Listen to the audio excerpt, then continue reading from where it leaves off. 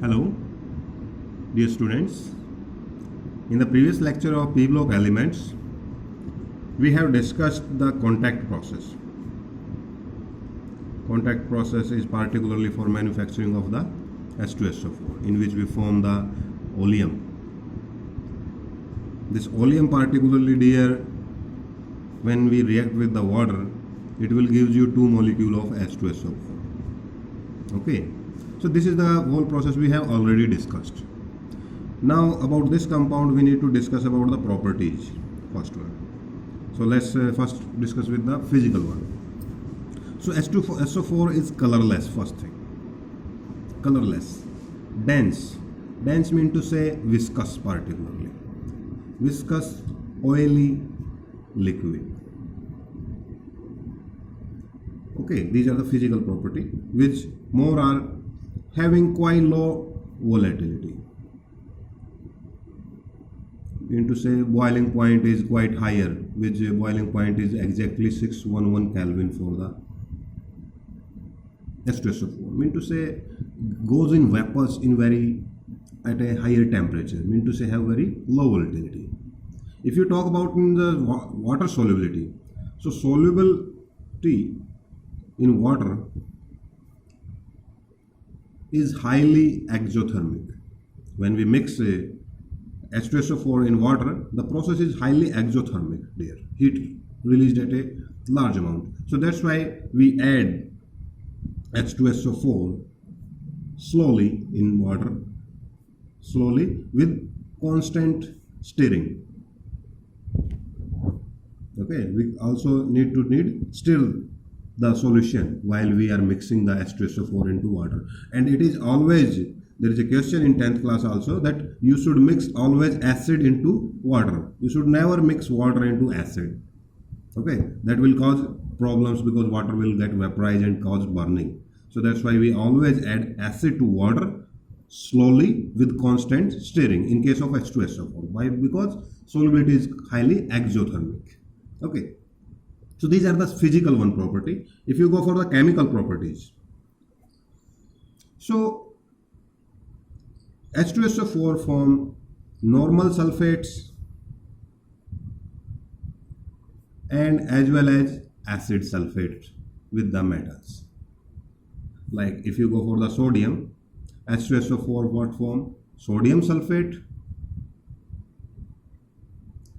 as well as a little amount of acid sulfate always, that is sodium hydrogen sulfate. This is acid sulfate. The above one is normal sulfate. So both kind of sulfate are formed with the metals by the H2SO4. This is the first chemical property. Second one, you will explain on the basis of a volatility that being low volatile, it is used in forming high volatile acids. High volatile acid. For example, any metal halide if you choose and when you react with the sulfuric acids particularly, okay, so your volatile acids, these are the particularly volatile acids. You can write down in general this equation Mx plus H2SO4 result in M2SO4 plus your HX. This is the low volatile acids. So low volatile acids can be formed by using the H2SO4 particularly here. Next one chemical property you can ask that it acts as a strong dehydrating agent. It can serve a dehydrating agent. That you show by its action on the carbohydrates. Like carbohydrates, I taken the one is the sucrose molecule. So when you put H2SO4 concentrated particularly, it will result in the formation of the carbon, burnt carbon, and water get released. So that's why it is acting as a dehydrating agent. Mean to say completely water get removed from any hydrocarbons particularly like carbohydrates. So first one, they are forming normal sulfate, acid sulfate with metals, able to form the low volatile acids with the metals. and acting as a dehydrating agent. Now the next one property is based on its strong, moderate oxidizing power.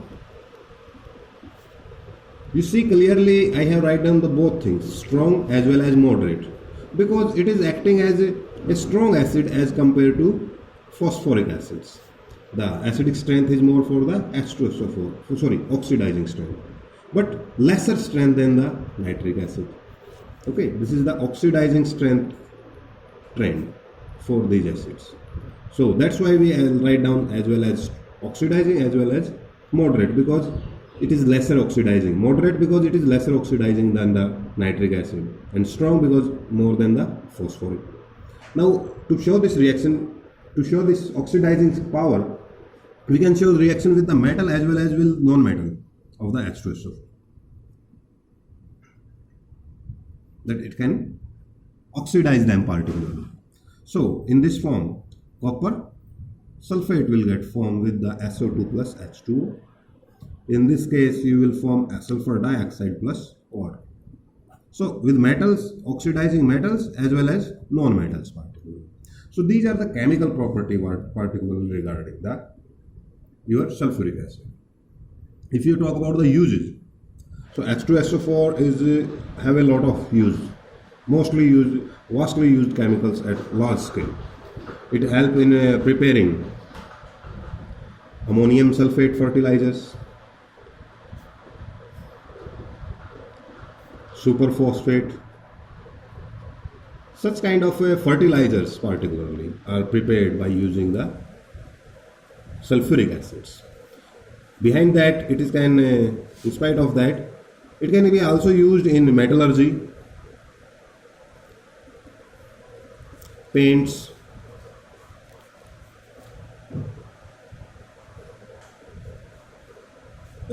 refining,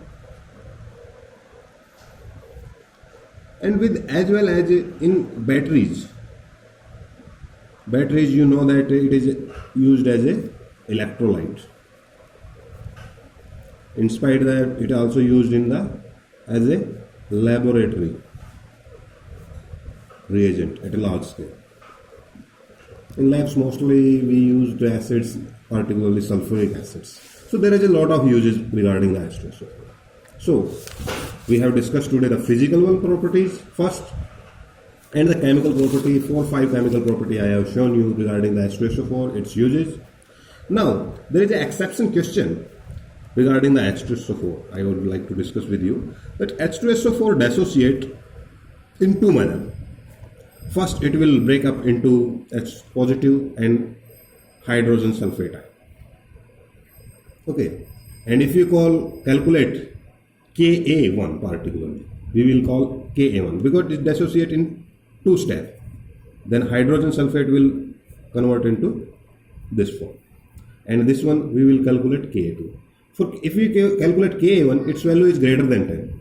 But if you go for the Ka2, its value is 2 into 10 raised to power minus 2 particularly. Sorry, 1.2 into 10 raised to power minus, which is quite lesser. You can write down for that Ka2 is very less as compared to Ka. Why? Because you will see that in the first step, when H positive is removing from H2SO4, we know that H positive we are removing from a neutral molecule, while when H positive is removing in the second step from the hydrogen sulfate, it is removing from a negatively charged ion. So that's why it will become hard to dissociate. So that's why dissociation in the second step is quite lesser. That's why Ka2 come very less than as compared to Ka1. I am again repeating. In first step, we are extracting H positive from a neutral molecule, while in the second step from a negative ion. That's why this dissociation is much lesser as compared to the first dissociation. So that's why Ka2 come very less as compared to Ka1. So far, our oxygen family is completed today. Oxygen family completed. We studied the physical property, its chemical properties, substances. Then we started the compounds particularly. Compounds we have discussed. I am summarizing you one again. Dioxygen, ozone. In case of sulfur, we have discussed sulfur allotropes,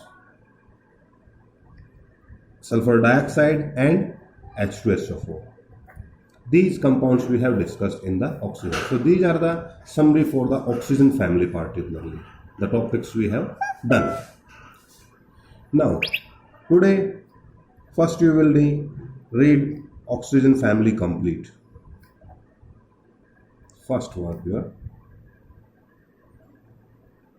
Second, make your notes in fair notebook. Third thing, dear, solve NCERT in text question in rough note.